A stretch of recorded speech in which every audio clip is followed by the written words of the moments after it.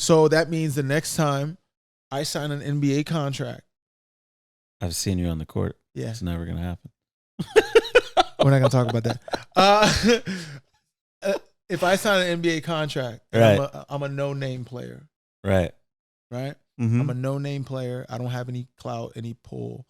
And I have a horrible first year. Mm-hmm. And I say, I'm not in the right headspace to do it. Mm-hmm. Right? People are going to be like, all right, get off the team. Maybe. Maybe not.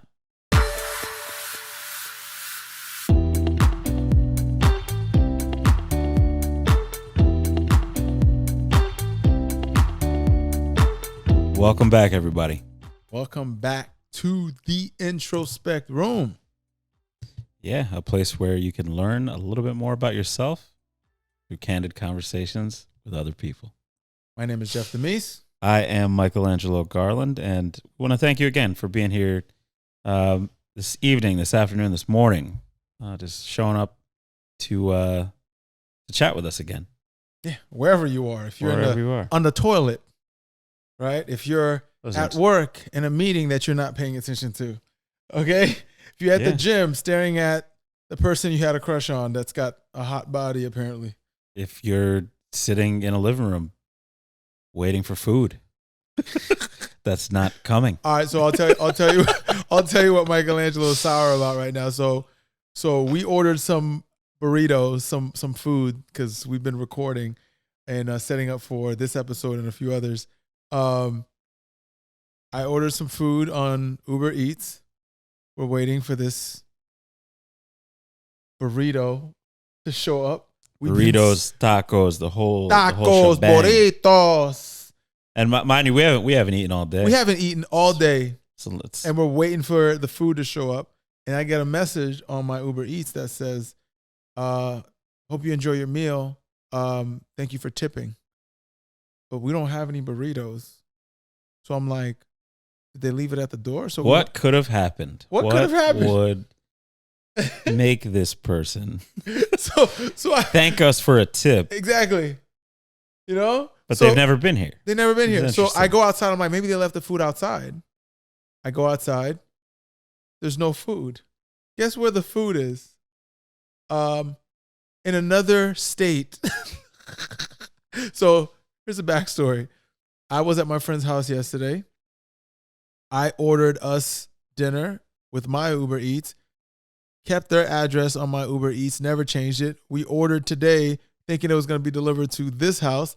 And then this man had the audacity to offer me some grapes. I got grapes. Sustenance. You want some grapes? Some people survive on less. Motherfucker, I want a burrito with my tacos. What do you mean? Grapes are delicious. Like, I got some grapes. I can make a burrito out of grapes. So, all right, he's gonna be hangry. We're starving, but it's all good. No, I'm good. I'm ready to rock. He's dying. Anyway, this is a different kind of episode tonight. We don't have a guest. Well, you're the guest. You, the viewer, are the guest. And we just want to talk about a couple of things that we've been thinking about this week. Yeah, a lot of things have happened. We obviously have tremendous amount of things going on with the Olympics. There's some really, really interesting things going on with Matt Damon. Matt Damon and DaBaby. Yeah. We're gonna get into all of that. DaBaby. So give the people a background. So I don't even know. Apparently Matt Damon, he uses the F word. Which F word, Michaelangelo? It's a gay slur. Okay. That in my home we don't use. Okay. Yeah. Apparently Matt Damon drops F-bombs, which would immediately lead me to believe that he probably uses other bombs as well.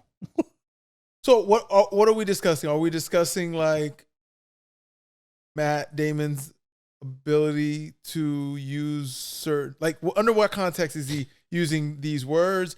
Are we concerned about him cursing? Are we concerned about his beliefs in a certain group of people?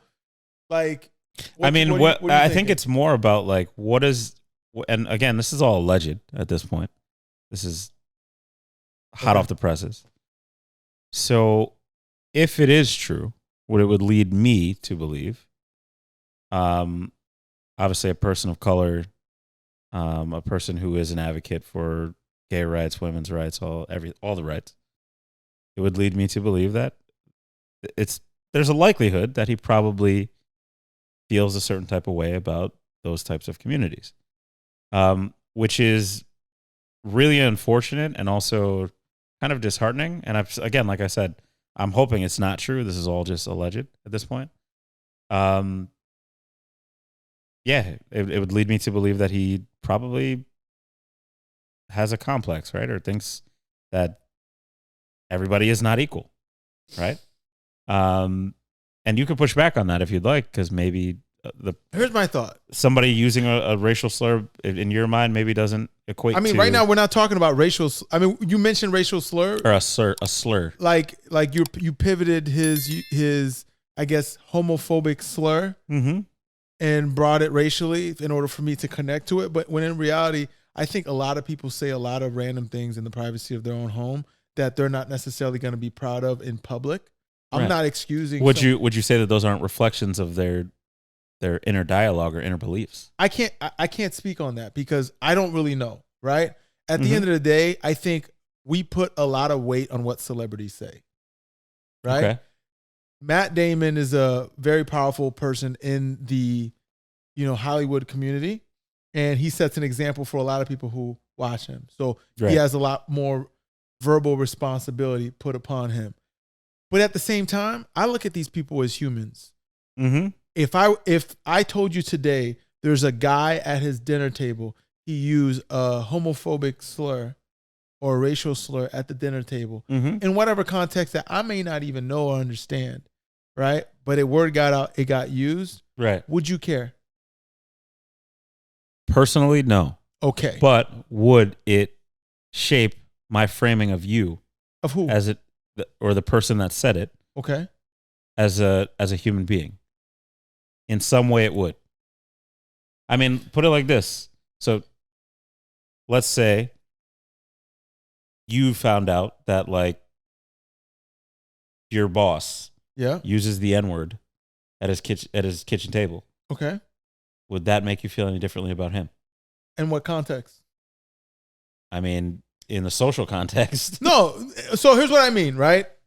So I've been asked this conversation before, right? But answer the question first. 'Cause I'm I gonna actually answer. wanna know. I'm gonna answer the question. So, Okay.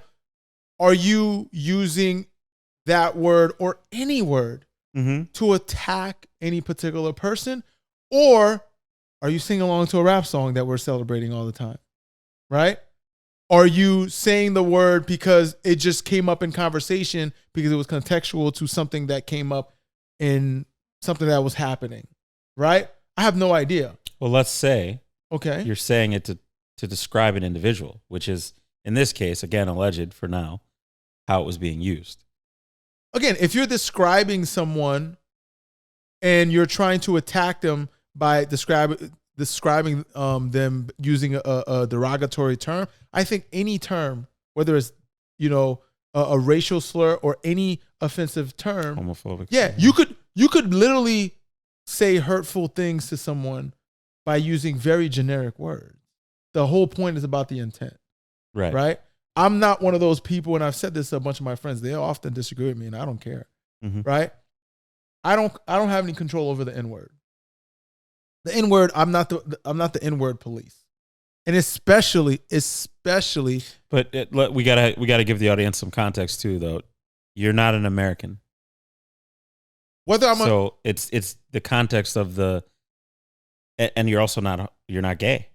So I think for you, your understanding and your framing and your feeling towards these types of terms, it's not as direct. and I hear you. And Right. and I recognize that, but I'm only speaking from self. Now, You can only speak for himself. for Yeah. other people, there's a different correlation, Right. right? But I'm speaking to the point of those same people. I would venture to guess Mm-hmm. are not gonna make a storm if it was somebody that wasn't of influence. You see what I'm saying? That's because I'm not saying that it's right, Right. because I avoid using any racial or homophobic terminology, not to avoid getting canceled or anything like that. It's mainly because it doesn't really serve me. You see what I'm saying? Right. Am I perfect? Of course not. I've said some crazy things, especially when I was younger, and even now I might say some stupid nonsense as a joke just because it makes somebody laugh. But at the same time, I don't celebrate it in my day-to-day like, oh, this is how I want to speak. Sure. And I mean, just knowing you, I know there's certain things you wouldn't even joke about. Like the F word is something that, and based on the position that you just told me you have, I'm interested to see how you feel about this next thought. There's no direct correlation, or I hate to use this word, but I'm going to use it, like ownership of a term, right? What do you mean? Like the word, the N word, is something that is specific to our color, right? Our culture, our people. Sure. So the fact that we've kind of like taken it and almost repurposed it, which, to be quite honest, I don't really or necessarily agree with, but I understand it. It's, in this instance, specific to Matt Damon. I don't think that we have, like, I don't even know where I'm going with this. Bro, I need food. I need food. I'm not gonna lie. I can't even think anymore. Banana? I need food. I can't Listen, think. bottom line is this. Like, I understand that, people rebranded the N-word as in their way of celebrating blackness and having community. But in my mind, I'm like, you took a word that was used to put you down and you're giving it power. And you're giving it the kind of power that will allow other people to continue to put you down. I totally agree with you personally, right? But I can't speak for every individual that falls into the category of, being affected or impacted by that word. I'm not speaking for them. I'm not here to speak for them. Right. I'm just speaking from the generalities of my understanding of my surroundings. Right. Right. And I'm intrigued by the way you think about it, mainly because you're an immigrant. So for you, and a black immigrant. So for you, I think you might actually have a clearer idea and picture of what it looks like, right? Yeah. Than we do. Like, I'm not being triggered. in it. I'm not triggered. Exactly. I'm not triggered. So I don't, and I'll admit, and from an objective standpoint, I mean, because obviously, like, your emotions removed from it. Yeah, I don't have Right. an emotional connection to the word because that wasn't built into my history. Right. Right. I grew up outside the country, and our history. I'm a Haitian. The history of the people from the nation that I'm from, my family's from, we had a completely different history. Yep. Right. I'm not saying it's better or worse or deserves more attention than something else. I'm just saying we've been mistreated all over the world, so it doesn't even. I'm not even coming at it from that angle. Just looking at perspective on word usage. Right. Right. In my mind, if a word is bad coming out of one person's mouth, it's bad coming out of everybody's mouth. Having ownership over the word is creating the problem. Giving it power, putting it in songs and in music, pop culture. Perpetuates it. I 100% agree with you on this. And then when you make it taboo, it's kind of like if you're raising a child. Mm-hmm. If you're raising a child and you tell that child, don't do this, don't do that, don't do ba ba ba ba ba ba ba, right? and you're keeping it from the light of day until a certain age. When they actually become adults, they might abuse the very thing that they were torn away from. Yeah. Right? I'm not saying to celebrate other people saying words that are offensive to people. What I'm saying is, if it's offensive, why are you celebrating it in other mediums? Because then what you're doing is you're elevating its worth, making other people remember that word shouldn't even exist in a dictionary anymore. But yet we've created this pop culture around the N-word and made it a thing that is cool to say. That's an interesting thought, right? Where you say you don't think that the word should even exist anymore or be in the dictionary. Not that it shouldn't be in the dictionary. It shouldn't be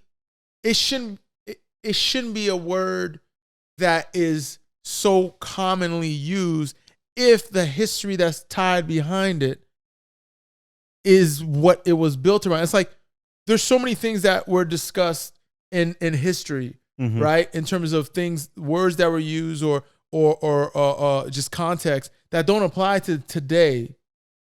So we don't use it. Name another word that was specific to something that occurred in the past, right? That we use today.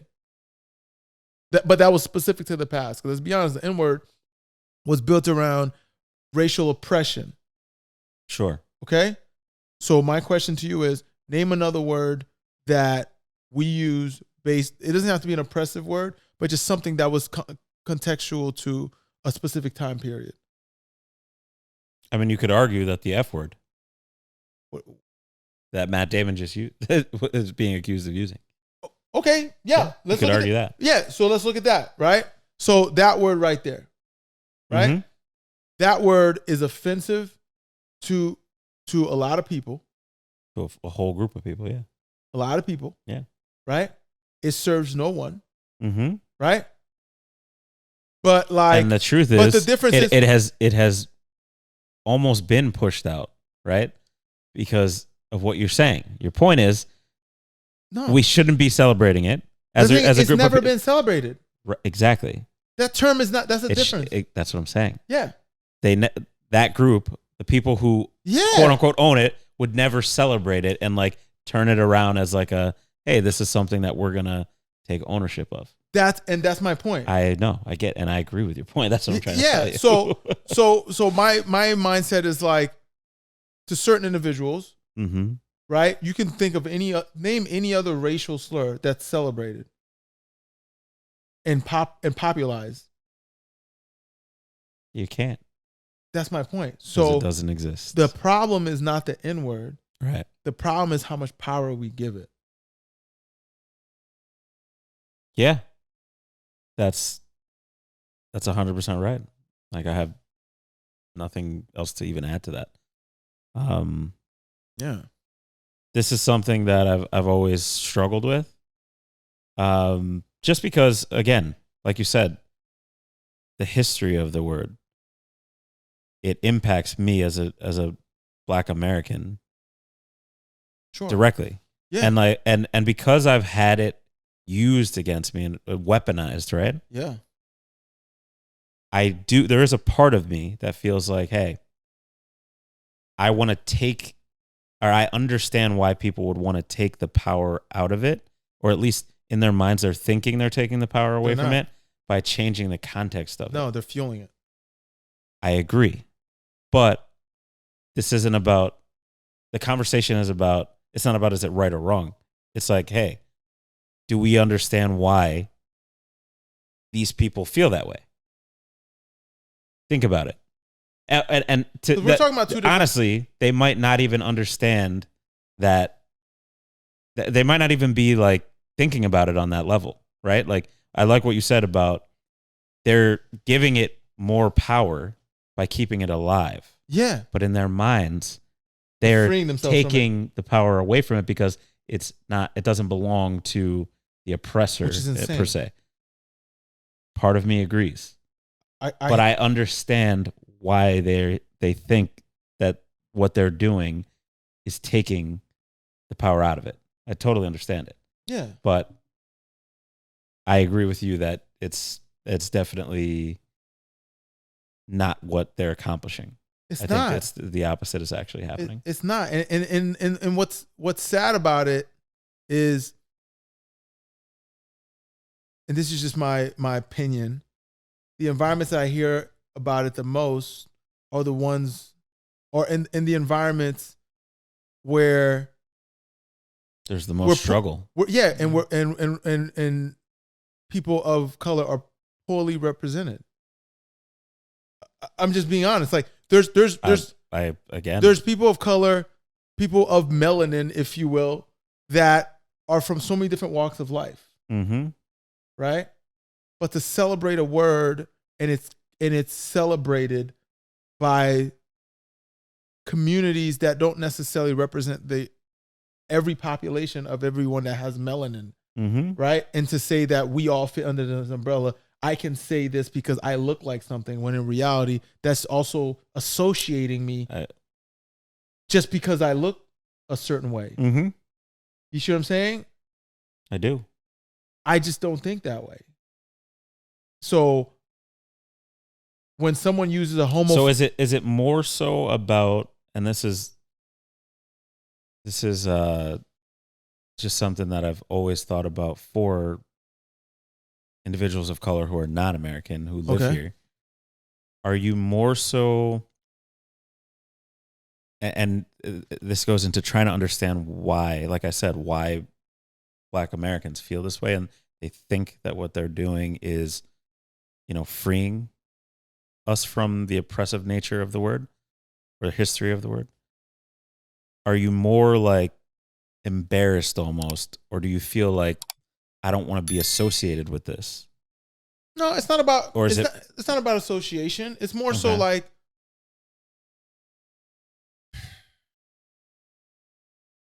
when I think it's a little bit of association. No, it's not. I think no, which is fine. Like it's not. Stop saying it's fine. It's not. I'm not saying it's fine. I'm saying what I'm concerned with is when I watch someone on television or in any type of music, whatever, which I listen to because there's a lot of creativity that comes from music as a whole. Mm-hmm.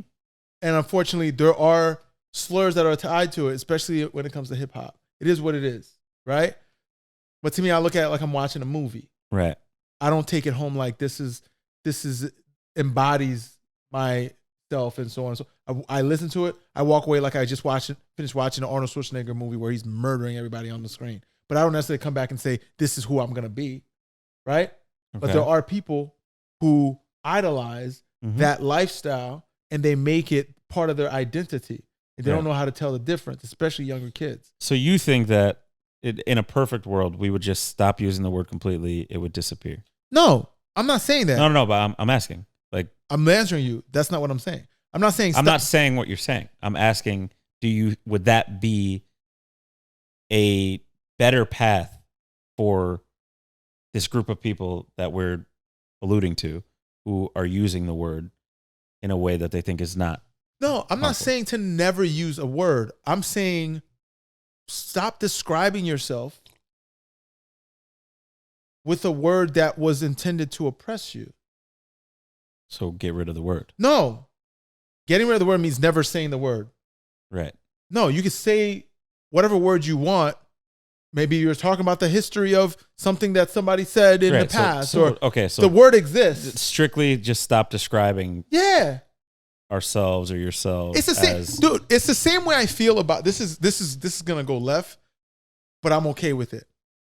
It's the same way I feel about people using the word black as a preface to the thing that they're gonna say about themselves. I'm a black this. I'm a black that. I get the proudness that comes with saying I'm a black such and such, but at the end of the day, I'm not going to. How do I say this? I don't like the idea of giving yourself this category, right? Because we're the only people I feel that I've experienced that say I'm a insert color here and then description. right? Because now anybody can, it's kind of like when people talk about feminism, right? There's so many different versions of feminism from different people and their experience as well as what they believe in. Some people are more extreme than others, but they use one word to embody everybody in the same group, but they might not all think of the same ideals, right?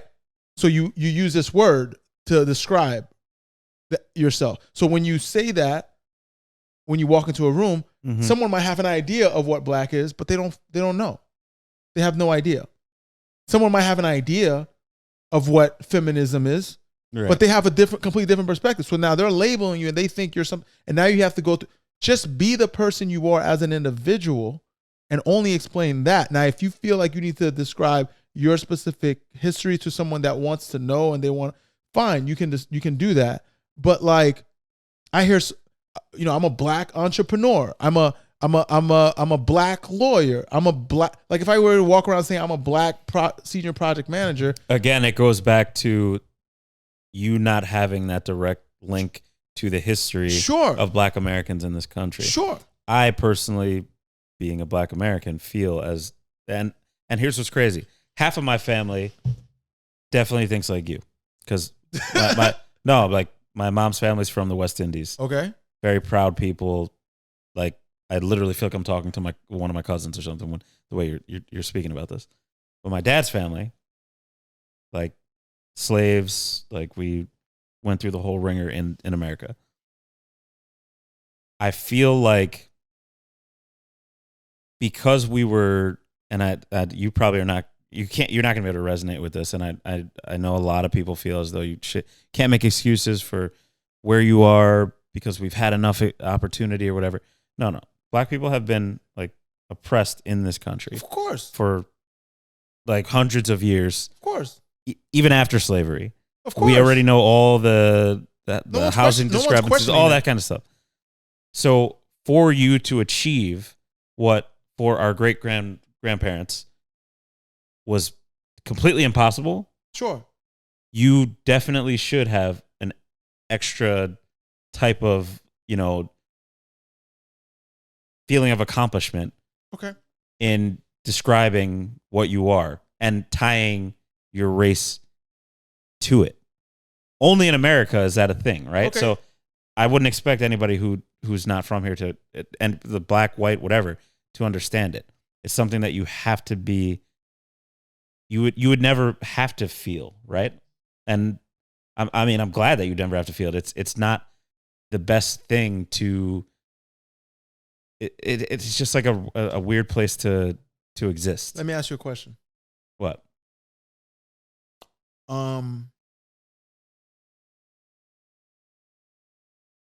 You're in a relationship. I am.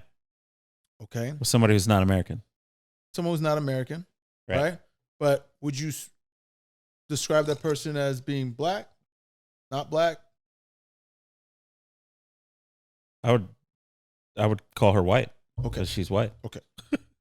Fair enough. Right. You have a child with her. Right.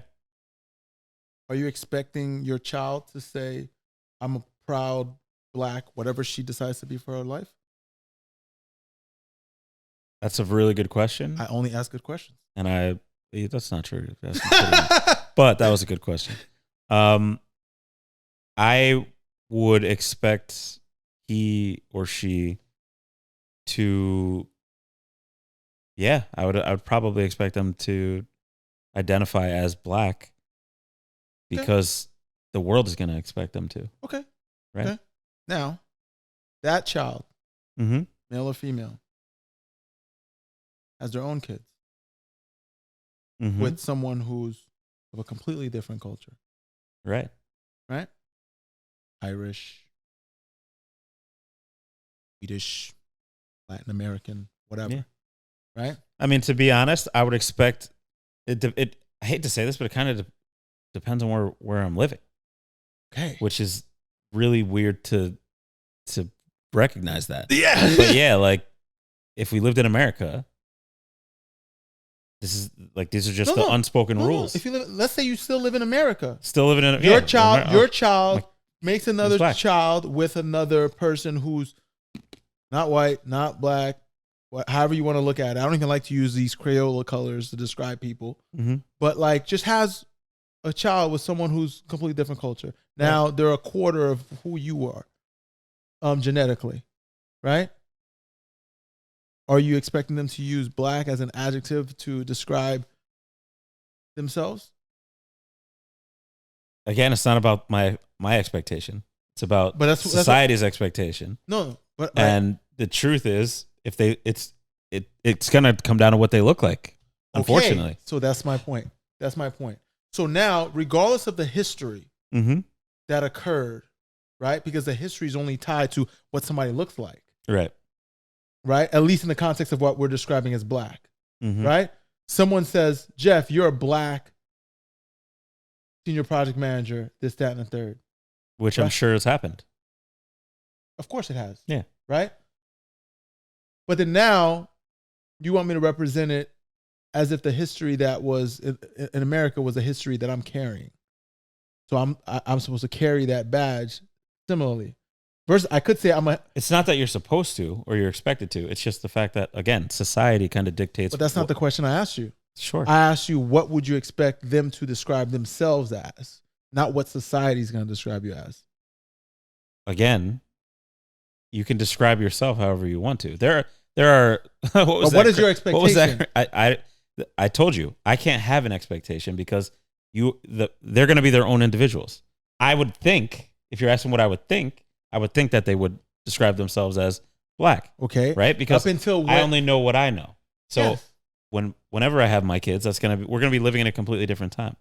So who knows what they will feel comfortable expressing when speaking about themselves. And I mean, this is almost a perfect segue into just how society is changing so rapidly, right? Like with Simone Biles this past week with the Olympics. Okay.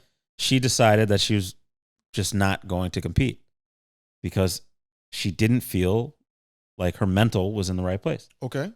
So she literally, in the world's biggest stage, the one of the best competitors in the Olympics, expected to win gold easily, decides that she's not going to compete.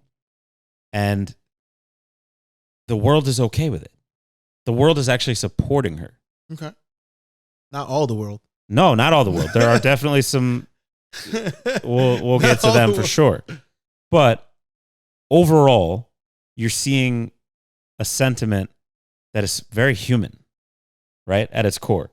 People are literally coming out in droves, attacking people who are coming against her. Naomi Osaka, same thing, a couple weeks ago. 10 years ago, I don't think that we would be seeing as much support for these people. No, right? that's true. 5 years that's ago, true. even. That's so true. To your question before, I don't know what's going to be accepted when I have kids, even the United States. I can only speak from what I think I know today. But this situation with Simone Biles and Naomi Osaka is showing me that like everything is changing so rapidly. I don't know. Maybe in 20 years, we as a people get that notion that, hey, we got to stop giving this word power, and it's gone. Well, it's not going to happen overnight like that. I don't suspect that. But let's look at the Naomi as well as the Simone situation, right? You're talking about pretty much child prodigies that built their life around, I'm going to be honest with you, for lack of a better word, entertaining people. Yeah. Okay? They built their life around that, and they made a living, or at least their family initially made a living off of their child entertaining people in a big stage. Right. Okay? Now, I do agree with you that the more we're okay with as a society, the better it is for us to step forward and raise our hand when we like need to step up to something, right? Or stand for something, right? But I think I'm a bit biased when I say I don't wait, at least not in the same way that I guess the average person would. I don't know the statistics, I don't wait for society to change and to accept me for who I am, for me to accept me for being the individual, right? I'm not going to say Jeff is a black project manager because that's the only way society is going to see me. No, I'm not going to wait for society. I will do this right now. I am, and that doesn't change perception. I'm not. You should I'm not. always. I'm not discussing about perception. Okay. I know perceptively someone's going to look at me and think they know who I am, where I come from because they see a color. I know that happens. I'm not negating that. Right. What I'm hoping you're taking away from what I'm saying is I'm talking to the people who feel like they're empowering through the use of a word when all they're doing is fueling the very thing that they're being labeled by. Right, but do you understand that there's a camp that believes, and I'm more inclined to be in the camp that you're talking about, but there's a whole other camp of also educated individuals that feel like, no, we need to take the word and give it power. So, and I don't disagree. I don't agree with them either. Right? There's no like streamlined, straightforward. I'm not telling anybody to do anything I'm saying. Right. I'm just telling you where I stand. And that's great. Right? And I'm also telling you my perception of what we're doing as individuals when we think we are empowering ourselves by empowering words that were used to oppress groups of people. My perception is we're recreating the same problem that we're trying to avoid. You know what I mean? Let's talk about the Naomi and the Simone situation. Yeah. Prolific, very influential people in the athletic space, right? Two of the youngest and most successful athletes on the planet at this point. Yes. Yeah. Right?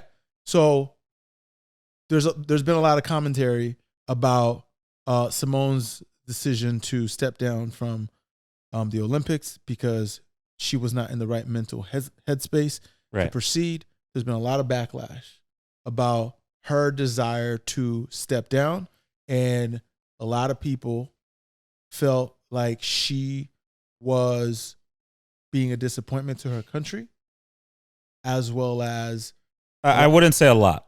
There are pockets of people that have definitely spoken out against her. Enough to make noise, right? Sure. Enough to make noise. Now, again, to your point, the community that we are in as a society who are a little bit more accepting of mental health. These Gen Zs are changing the game. Gen Z is changing the game. Why are you using labels? Anyway. You know what I mean? The thing is, I think we're gonna evolve. We're evolving in a way socially where there's a lot of ambiguity, right? In terms of what's acceptable and what's not, because so many people are able to speak for their individuality and how they feel about certain things. Right. But it's also going to leave space for a lot of ambiguity because expectations are now different, right? When an athlete signs multi-million-dollar contracts and deals, LeBron says right now, I don't feel like playing because I'm not in the right mental headspace. Does his contract value go down for the next year if he doesn't play for the whole year? No, I would argue that it would go up. I hear you. In this world, the social climate we're in now it's more empowering. So that means the next time I sign an NBA contract, I've seen you on the court. Yeah, it's never gonna happen. We're not gonna talk about that. If I sign an NBA contract, I'm a no-name player. Right. I'm a no-name player. I don't have any clout, any pull, and I have a horrible first year. And I say, I'm not in the right headspace to do it. Right? People are going to be like, all right, get off the team. Maybe not. Anyone who is... Maybe not. No. Because now, stepping out, standing up, being an individual and talking about how you feel, especially if you're struggling. It's viewed as Can you imagine, brave. It's viewed as like, hey, look, this person is representative of probably a large portion of this society that is struggling. That is a person that's marketable. That person's only marketable if they've already had examples of greatness. I mean, what is greatness? Having historical... Making it to the NBA, that's greatness. No. Yes. No. Oh, my God. Yo, Kwame, hit me up. No. Come get on the show. That's not greatness. Of course it is. There's people who make it to NBA and never play. Kwame Brown is literally an example of what you're talking about right now. What are you talking about?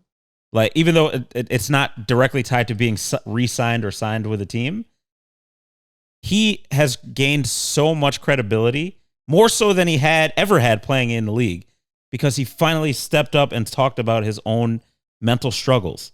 Okay. And now people, because of the climate, the social climate we're living in, he's being elevated and made like anew, right? He's completely relevant now.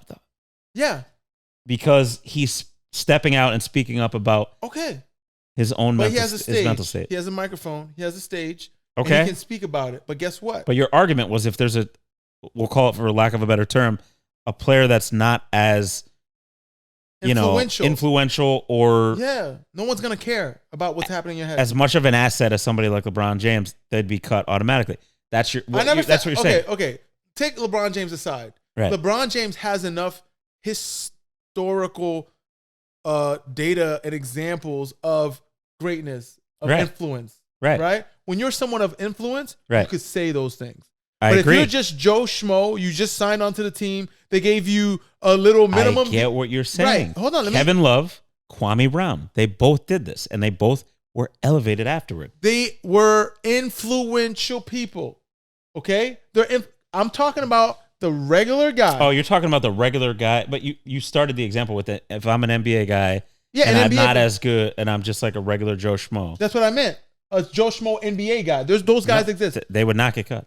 It would help their brand right now. No, it wouldn't. Because right now, if you're not performing, that means if I'm in the NBA right now and I'm not performing, right, and I say I'm not in the right headspace, I'm just going through a lot of things in my head, the next team is not looking to like up your contract.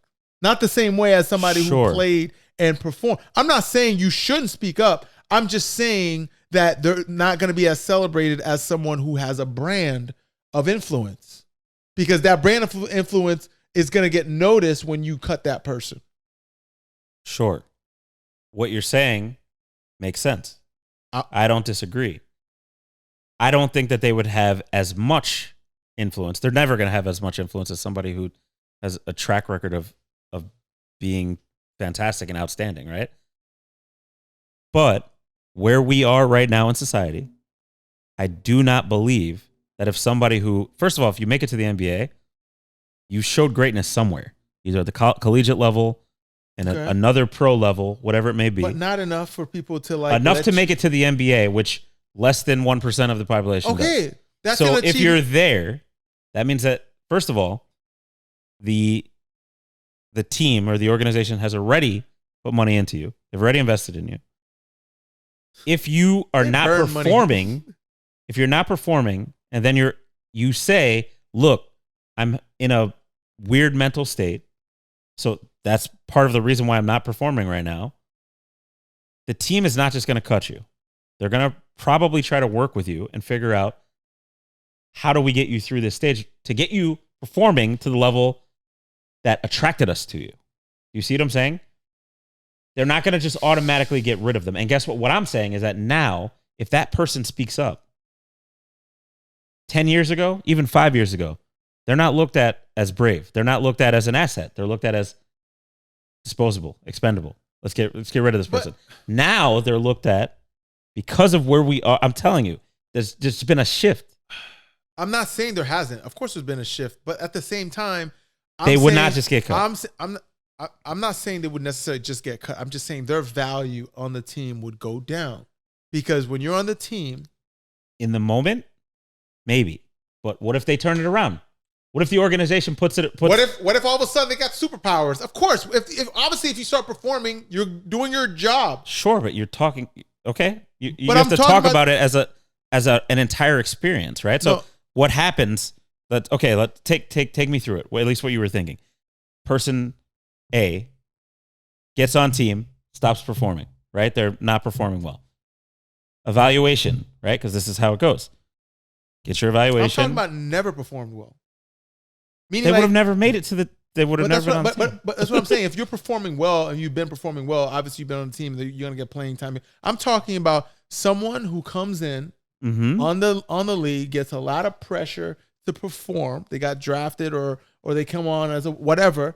They got a lot of pressure to perform, and even under initial entry, without any clout, any form of influence in any space of the NBA or anything like that, they're not performing well. And for them to say, I'm just not in a mental headspace because they don't have enough influence, they're not necessarily going to be like, all right, that's cool.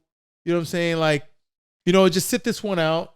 We'll let the rest of the team, and then we'll come back next year. We'll give you the same amount of money. Let's see if you can, perform this time. This is too black and white. But there's going to be multiple conversations that are going to happen to evaluate why this asset is not able to perform at the level that he or she was brought in to perform at. I'm not in the right mental headspace. That's okay. These organizations are putting so much money into these people. Every team has staff that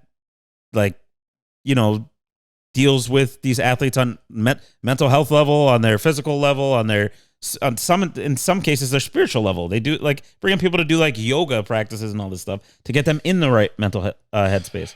So if somebody's not aligned and they're out of alignment, the team is not just going to, especially if they just signed with a team, right? There's just so much more to this example that I would need, right? How many years have they played? Did they ever perform well at all? You said they entered and never performed well. That's my point. Then that would actually make their case even stronger, because that means that the team just put money into them, just invested in them, which would have to mean that they just performed on the level before the NBA. The team is going to say, okay, cool. Maybe we put you in the developmental for now. But that's my point. But that's if they say mental health is the reason, and they're just not performing because they're not performing, they're not keeping up with their workouts. They're not. There's just a plethora of reasons as to why a person could not be performing. But if it's a person who has enough of a track record before being in the NBA that the team was willing to put money into them, if they say, I have a mental health strain right now, or I'm not performing because of something that's happening, my emotions are, the team is going to figure out why. They're going to give them the resources to get better. And then we talk about the value of that person when they are able to get back on the court after the team has done everything they could do to make sure that the person is right in the head. If you're at the end of your contract or in the middle of the contract. Again, that's why I said more context. Are they in the beginning? Are they in the end? No. If you're at the beginning, if you're at the beginning of the contract, they're going to try to exercise any resource to try to make use of whatever contract they gave you because they spend the money. Right. But I'm talking about, to me, in my opinion, an athlete's value is their value into the next contract. Right. Because you could give somebody a $30 million contract, doesn't mean they're going to perform at a $30 million level for that season, right? Mm-hmm. Because they might have an injury or they might be off a little bit. They're just developing. They're a kid that comes into the league from its sophomore year of college. Whatever. He weighs 165 pounds, and now they got to put all the muscle. There's so many factors. That's what I'm saying. That's not really a black and white conversation. I'm not making it a black and white conversation. I'm just saying that if that kid doesn't perform, his next contract's not going to be $30 million. Okay? And even if he says it's a mental health issue. No, of course not. That's my point. Yeah. His value. If he's shown, right. Again, this is why I said you have to really zero in on the example. If they just sucked. Okay. Then they all of a sudden at the end are like, oh no, it's mental health. Even throughout the whole experience. Mental health. All I'm saying is this. If they never spoke up about it, the team's going to be like, well, you never you're missing my point. My point is mental health awareness Right. on a athletic level is, in just an opinion, is more likely going to be celebrated more by athletes of influence, like a LeBron James, like a. But that's just in life. That's No. not just athletes. That's anything. Yeah. So when you're saying society is more accepting, at what level? As a whole, I think society, and I don't even think, I know. Look at it on a granular level. Look at it even in, I don't know about the space you work in. You work in construction, so it's a little different. Within the last 7 years that I've been working in tech, I've even seen a difference in how companies address mental health for employees. It's completely different. It's been like almost, I don't want to say a 180 shift, but you, especially after everything that happened last year with like BLM and like just all this stuff, they're making sure that if anyone feels like they're struggling because of any kind of mental strain. I know one person that literally took off 2 months of work paid because she had a mental health.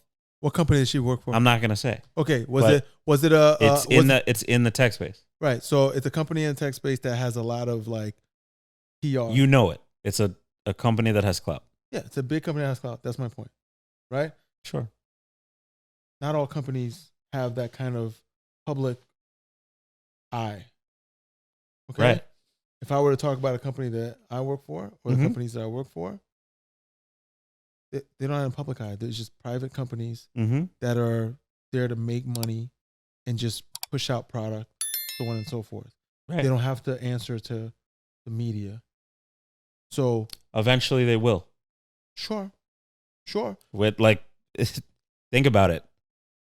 Even if you work at a private company right now and you go into the office and you say, hey, I'm having some kind of mental strain because of something racist that happened or whatever, and the company fires you, you can go on Twitter right now. You can go on Instagram. You can go on Facebook and blow that company up.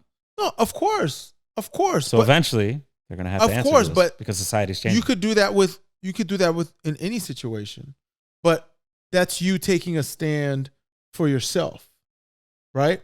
I'm talking about the people you expect to take a stand for you in the community or the companies you might work for or whatever. The NBA as an organization, the Olympics as an organization, they're public facing. They'll take a stand for you. Oh, we stand by our, this, that, and the third, because they're in the public eye. Mm-hmm. But the ones that aren't, you got to go get the lawyer. You got to go seek out justice for your wrongdoing. You know how many, like, unless you get the community behind you. That's it. What are you talking about? Get the community behind you. Go on Twitter. Go on whatever and say, hey, this is what happened to me at this company. It doesn't matter if they're public or private. But that's the same thing of going out and seeking your own justice versus if you're doing. I see what you're saying. Having them support you internally without any additional pressure or pressure. That's what I'm saying. You got to bring outside pressure for them to support you.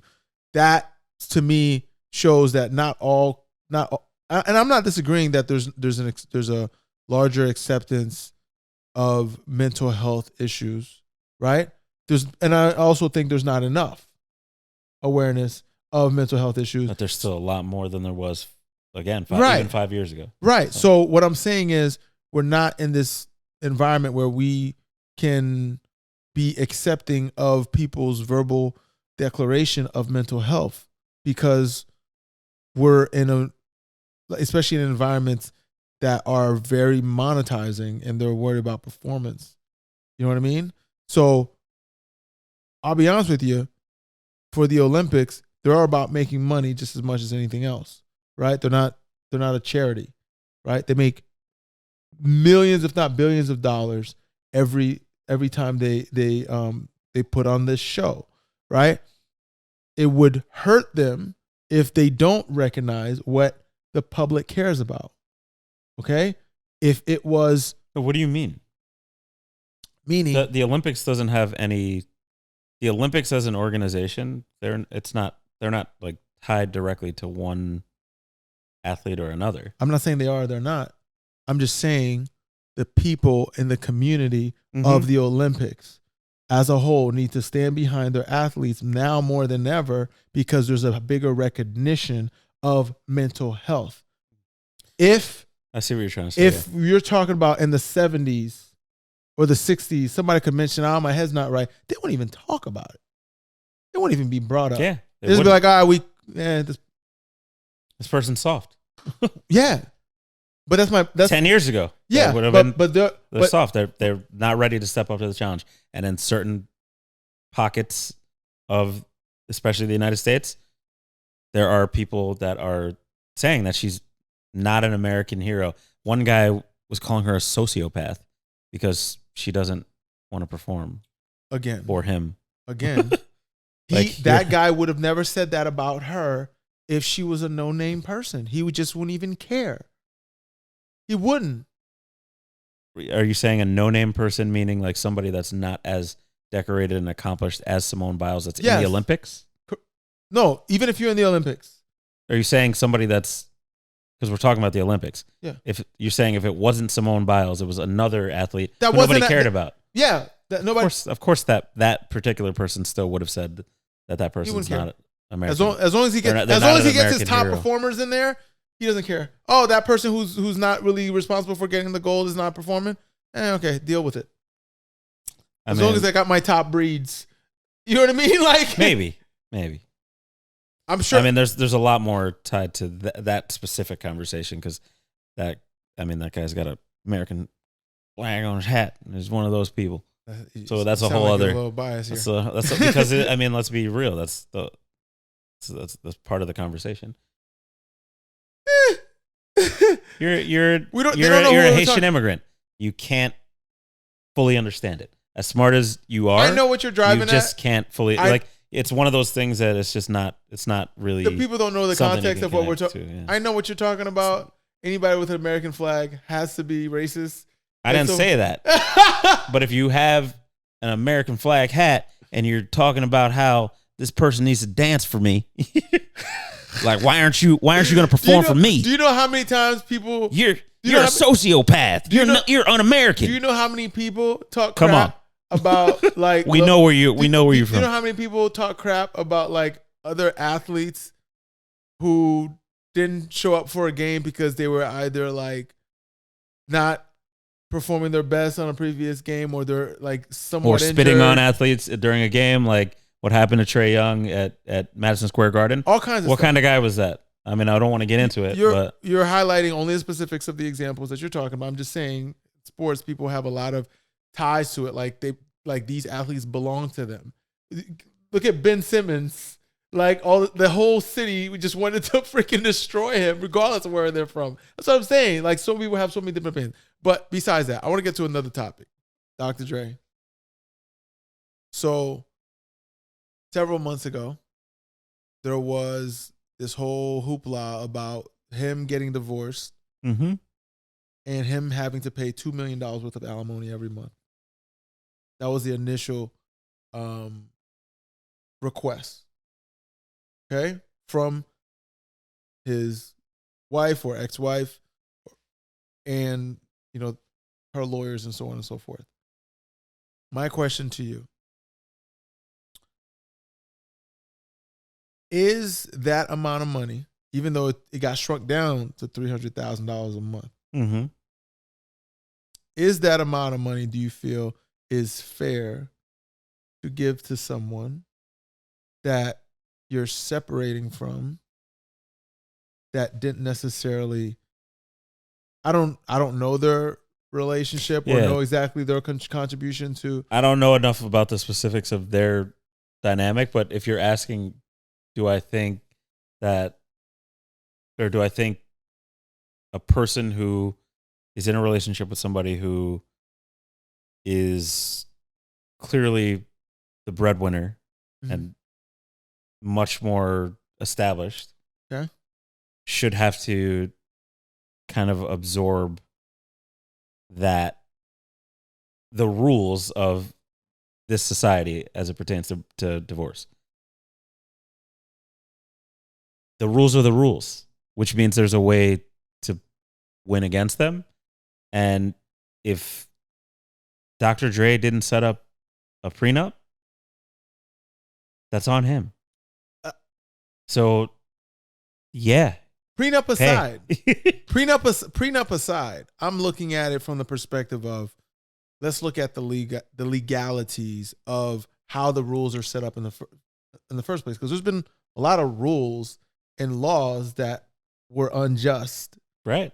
That no one's saying right now, oh, those were the rules, right? I mean, there are many where people are saying those are the rules. No, I'm saying in the context of everything we've talked about today, right, especially about like injustices and so on and so forth, mm-hmm. right? At some point, people fought to change the rules because they came to a realization of the unjustness of those rules. I totally understand that, but a lot of those rules did not have any way to. There was no way to manipulate those types of rules. What? Right? What are you talking about? Segregation? There was no. How could you do something legal to get around segregation? Let's say it's 1950 or 1940 something. You wanted to marry a white girl, and obviously, depending on the state you were in, you wouldn't have been able to do that. There's no way for you to really get around that unless you leave and go to another state. But what if you just wanted to stay in your home state, whatever it is? Wait, what does that have to do with? In marriage, you have an option on the front end to protect yourself from anything that happens in divorce. Sure. If you choose to exercise that or not, that's on you. It's something that is available to everyone. Okay. That's clearly available to everyone. It's not hidden, right? So at the end of the day, when a divorce happens and people ask these questions like, man, he used to pay her a lot of money. Or she had to pay him. Didn't protect yourself. Okay. If you didn't exercise your legal right on the front end, there's nothing to complain about. So let's talk about this for a second, right? So I don't want to speak for everyone in every community. Right. I'm going to say on average, people think prenup is unromantic. Okay? I mean, those are people who are just thinking with their emotions. Most relationships and people get married out of an emotional connection to the person, and they are carrying that as the foundation of why they want to get married. Okay? And when you is that wise?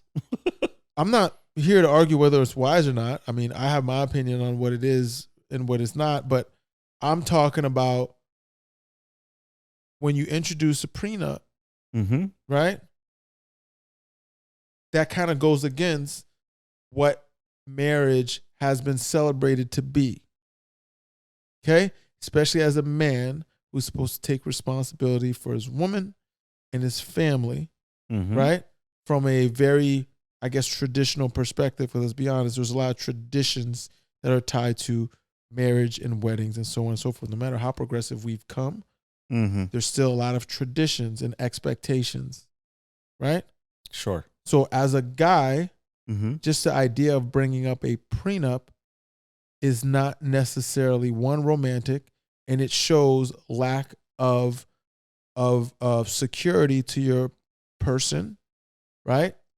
I mean, it depends on the person. Again, like if that person is looking at the idea of a marriage as some kind of emotional, like long-standing thing, as opposed to it being what it, looking at it as what it actually is, which is what it's a contract. It's almost like a business agreement between two people, because you could stay unmarried and be together and be in love and do, but if you're taking the step of marriage, right. The way that marriage is viewed in the United States of America is it's a legal contract between two people and also the state.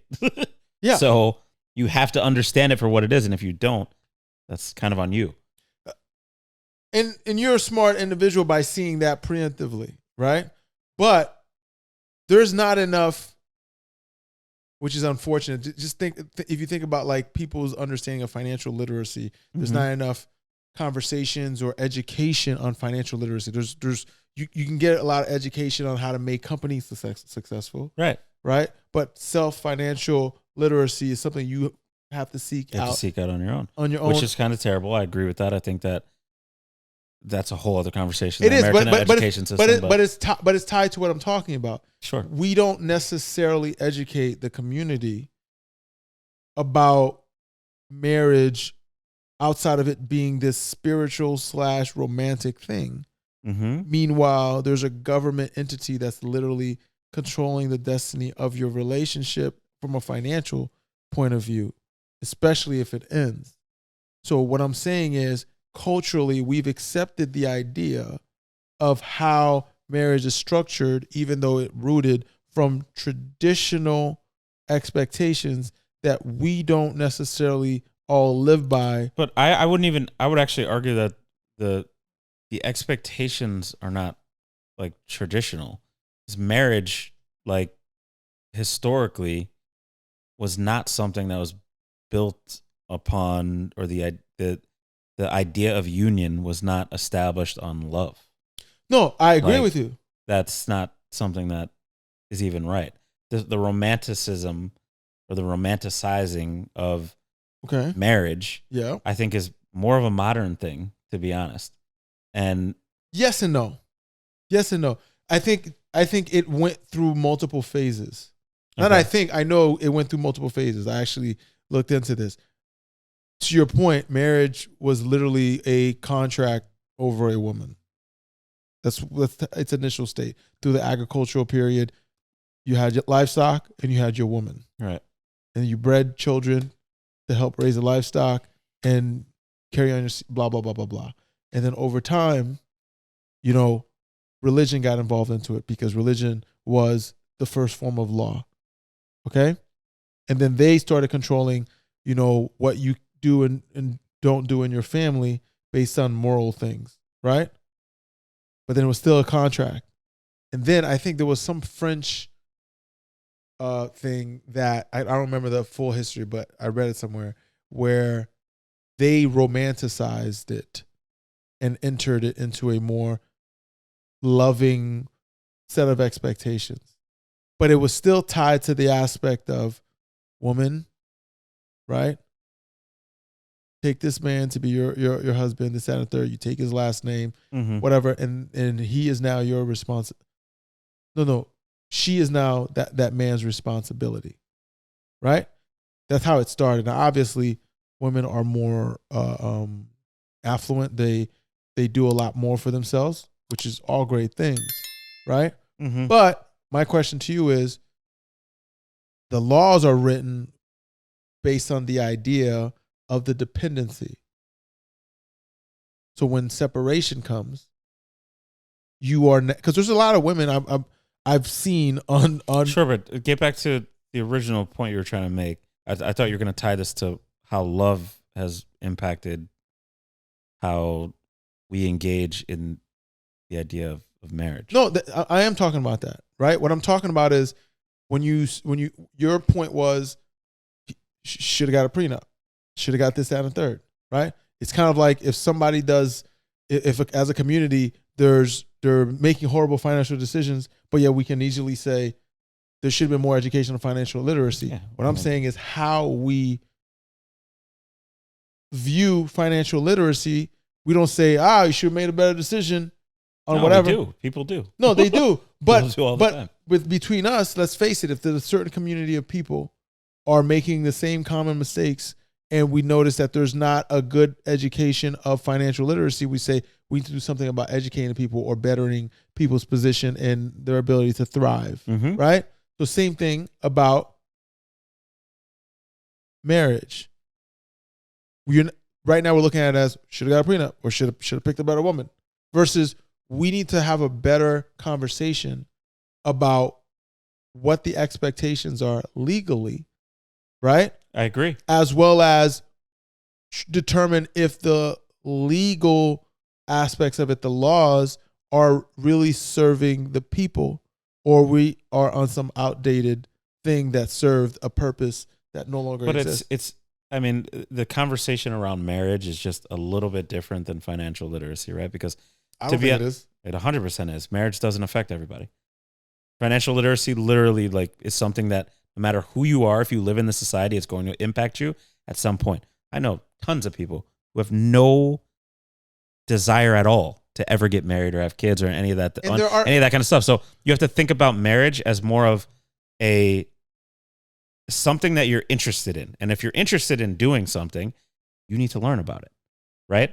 It's the same thing with financial literacy. There are literally people who are just dependent on somebody else's financial literacy. No matter what, you're going to need to make money, to buy food, to have shelter, to do all these things. You don't have to get in a relationship. You don't have to get married, which means you don't have to get divorced or know anything about any of that. And there are people who don't have to make money because they are already being funded by other people, or they're being funded by the government in some way, shape, or form. They don't have to get a job, right? Because they're being subsidized by some other entity or person, right?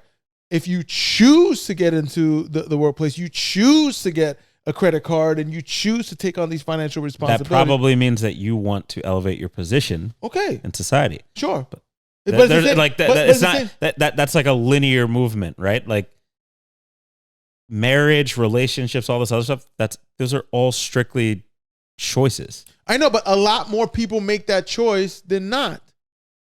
Right? Okay. Same thing with financial literacy. Yeah, obviously there's a lot more people involved in finances, but at the end of the day, some people are on different levels than others. But the point is, you still make choices in finances that you don't have to, right? You don't have to buy a house. You don't have to get a credit card. You don't have to buy a car. You can just live off the fat of the land. Find some abandoned thing, grow some crops, and just figure it out. You don't have to do anything.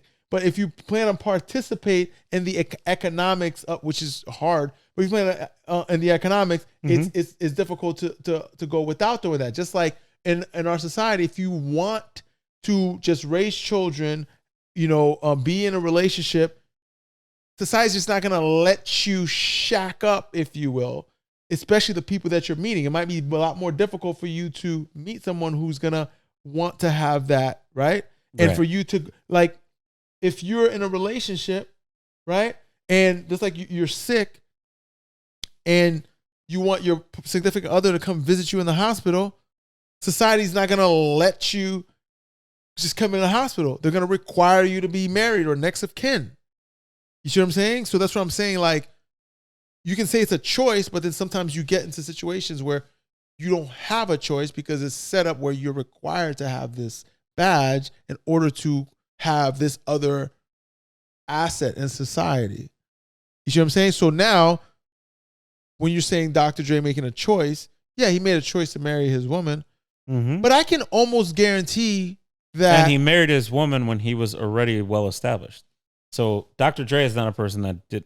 I mean, the conversation we're having about access, right? Sure. Is not applicable to Dr. Dre. I'm not saying it's applicable to Dr. Dre. I'm talking about the concept of through the use of the law to say that it's completely within legal right to offer someone that amount of money, or that's even a conversation, because they were in a relationship, in a romantic relationship. I mean, I have a homeboy who actually went through this, and I mean, it would be interesting to ask him about that, because he actually has to pay his wife a significant amount of money. How much?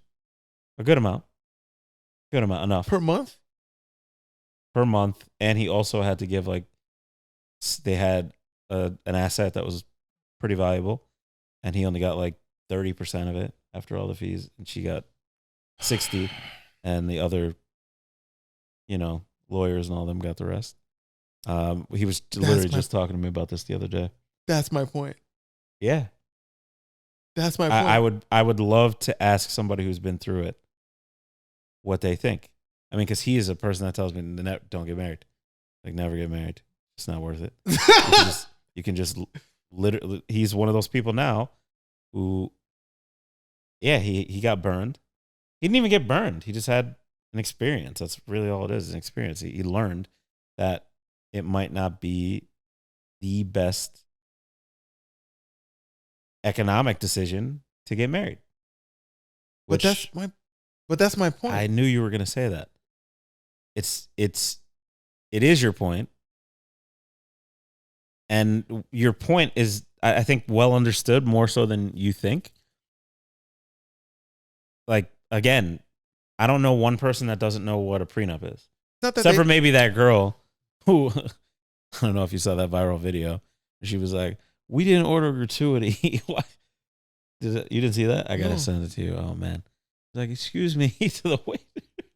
We didn't order gratuity. It was dead. She was dead serious. And the waiter was like, oh, that's a sweetie. Like, kind of try, like, well, okay, because we. And yeah, that was very interesting. I got to send you that one. Surprised you didn't see that. Bottom line is this. I completely understand that, yes, certain people know what prenup is. Certain people know what they're getting into financially to some degree or another. But I also feel as though, and I'll just say this to like just kind of wrap it all up.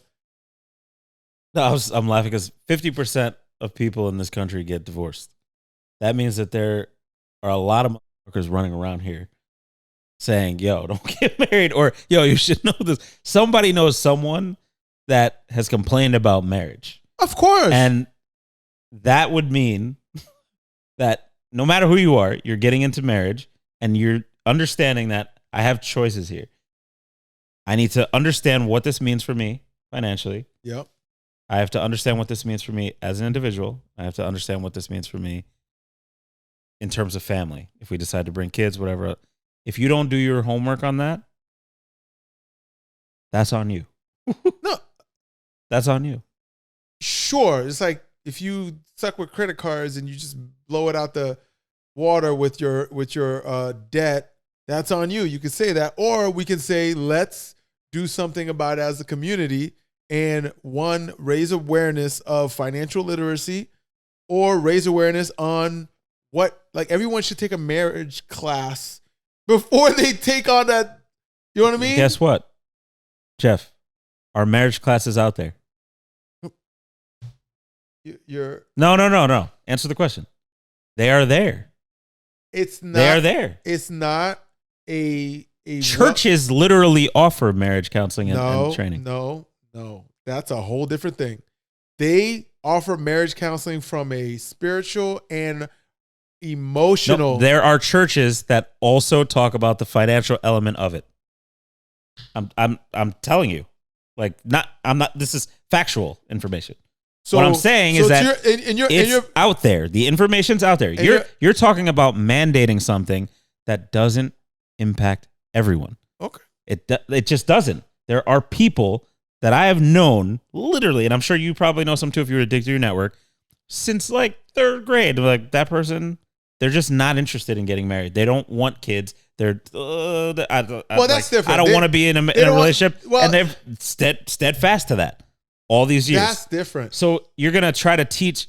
First of all, there's gonna be single parents who either hate marriage or who never got married, who have kids that are in these schools. We're like, wait a minute, you're trying to teach my kid about this and to show them that they don't need to know this. No, I'm not saying no, that's not what I'm saying. Financial literacy is something that is no matter who you are. Like you said, yeah, you could just go to a farm and nobody's gonna fucking do that. We're not going back to the Oregon Trail.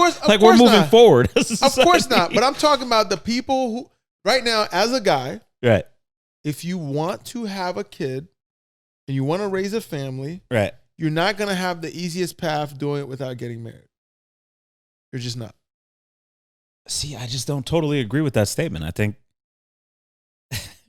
yeah, that's just not true. There's so many other factors that play into that. Give me one. Are you saying, like, if you're an average American, yes, right, making an average salary, you're not you might struggle more than somebody who has a significant other to help you, like, raise a kid? No, that's not what I'm saying. So what are you saying? I'm saying, if I said today, if I walked into any environment today, I see a woman, I said, I'm going to date you. I'm going to marry you. Mm-hmm. I'm going to provide financial security for you and children through marriage. Right. And that's going to be the path of our relationship. Right? People are going to be like, yeah, do your thing. Yes. You know, so on and so forth. But if I walked into a room and I said, I see a woman I like, I'm going to have an agreement with that person just between myself and her, right? Whether it's in a contract, such as a prenup, or not even a prenup, but like just it's its own agreement that says we're going to agree on this, we're going to agree on that. If it doesn't work out, then it doesn't work out. You get this, I get that, whatever, preemptively, right? Not a prenup, just our own agreement. And then we're going to raise children together, whatever. People are going to be like, this guy's out of his mind. This guy's insane. Who? This is what I'm saying. You always do these generalities. Like, who? Dude, that's a generalization. Like, who are the people that are going to say that? Let me tell you. There are going to be a lot of people that are going to say, that guy's smart. No, like, he knows no, what the fuck let me he's tell you doing. who. Let me tell you who. Oh, my God. You can raise it. Tell me who. I'll tell you who. I don't want to say every, but a large majority of women that I spoke to, the same ones that would be, that's what I'm saying. So that's what I'm saying. It would be a lot. So you're choosing a certain type of women or certain type of woman. Where do you get the catalog of? I think this goes back to the attachment style conversation. Oh my God! Here we go. If that's what you keep getting, that means you're getting you're making those choices. And if you don't want that choice, if you don't want that type of person, make different choices. It's very simple. This is very simple. All right, we're gonna go on a dating app of no marriage. We're gonna find that dating app. It's you know what I mean. Like you're generalizing based on your own experience, and yeah, that's just not how the world works. That's how it works in your world, but that's not how the world works. Okay. Would you ask your girl for a prenup? Yeah, I would. How do you think she would feel about it? I think she would understand. Okay. Have you guys talked about it before? We have not, but I'm sure we will after this airs.